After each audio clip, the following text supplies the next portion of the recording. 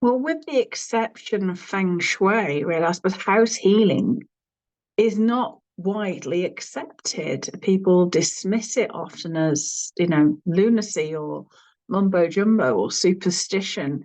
But homes and the places where we work are a fundamental factor of our overall health and well-being. And, every unique place has its own unique energies because every patch of the earth has its own unique resonance of electromagnetic frequencies or telluric currents. This is earth energy. This is not something in the imagination. These are very real and measurable forces. And those forces are things that our body relies upon and interprets as part of its recognition of its location in this space. And our body is, we have evolved over millennia to live in these fields of forces.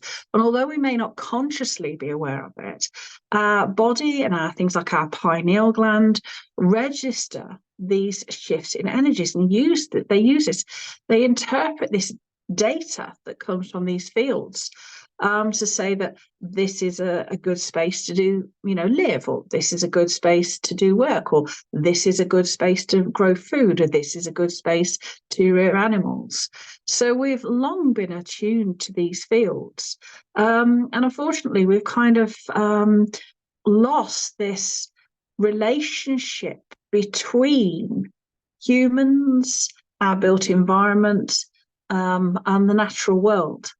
And yet it's something, that ancient man, recognized because, our most oldest sacred sites are located on the Earth's grid, which is a large network of grid lines that really represent the mathematics of the spherical structure that is the Earth. So once we tap into these fields and forces, we can recognize that there are energies that we can utilize to give us the best results for our activities. So we want to use these energies, for instance, they can help with plant growth and production. They can help with animal health. They help with our own health, mentally, emotionally, and physically. This energy can help support our activities and projects to make sure that the things that we are doing actually bring us in the harvest at the end of all that hard work. And that harvest doesn't have to be food. Harvest can be, if we're utilizing energies in a business environment, we want to make sure that the things that people are creating to sell, whether that be a physical product or whether it be an online course, that the things that you are producing to sell, that they are well received by the world, they fill a need, they solve a problem, and that then you will bring in people to buy your products and services, and then you are rewarded through seeing the transformation that your business offers. You get financial reward for it. So it's about, the whole thing is about ensuring that the energies in our environment are like the fertile soil. They are the fertile ground in which we are rooted in life. And if we are a seed, our soul came down and we are sort of like a plant that enables our soul to express its existence. And we are through life going to grow. So we're going to have, we're going to be a little seedling as a child, and then we're going to reach adulthood and we're going to blossom, and then we're going to produce things in our life. We're going to produce children, or we're going to produce works of art, or we're going to produce whatever we produce as we get older. But we produce something, we present something to the world, and then we get the harvest of that. And then eventually, of course, we will reach the end of our natural life. But it is ensuring that the energy in our environment, the places where we live and work, cultivates that growth, production, and eventually death and decay cycle, so that we live in harmony with how everything works. This is just the cycles of energy that run through the universe. And when we can fully work with those and, work on places to even enhance them and optimize them through techniques like sacred geometry, creating sacred space and sacred structures, then we can hold those places in a sort of stable energetic frequency where they don't have ebbs and flows, where they not violent ebbs and flows, but we got a place that supports all life. And I think that would have a profound impact if we employed that worldview in society as it once was. Because this system of working with nature was once a worldwide system.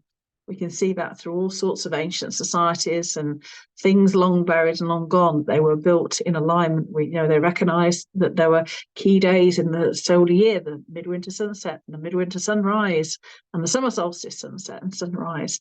There were places, they were often located at places of geological significance on the Earth's grid, but also in terms of the actual geology itself, that these places, sacred sites were often located near things like geological fault lines, because there are different forms of telluric currents that come out of them. So we once recognized that we had this deep and intimate connection to the earth and her currents. And I think it's really to society's detriment that we have somehow lost this knowledge, and now we perceive ourselves to be omnipotent in the world, and it's there simply as a resource for us to use, and we can use what we like of it. And we dismiss this view of the world as being alive and full of spirit as somehow primitive and naive, and I don't think that's the case at all. I think we have lost something really important when we think that everything is just there for humans to use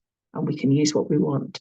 And I think if we approached a more geomantic vision in everything in our lives, in where we build houses, where we build places of work, to ensure that our activities within the built environment are in alignment with the present energies, that we don't build hospitals in places that have energy that don't promote health and well-being, that we don't put educational buildings, for a place of learning, and places where the energy doesn't support learning, that we don't put homes in places where people can't feel healthy and have good relationships, that we don't build workplaces that have got stagnant energy, where people don't feel they can be productive and it's all too much, so hard to get anything done. When we align the way we live with the present energies, it makes a profound difference to what we can achieve and what we can create, and how we can bring our own unique souls, gifts and work to the world to be of service to others.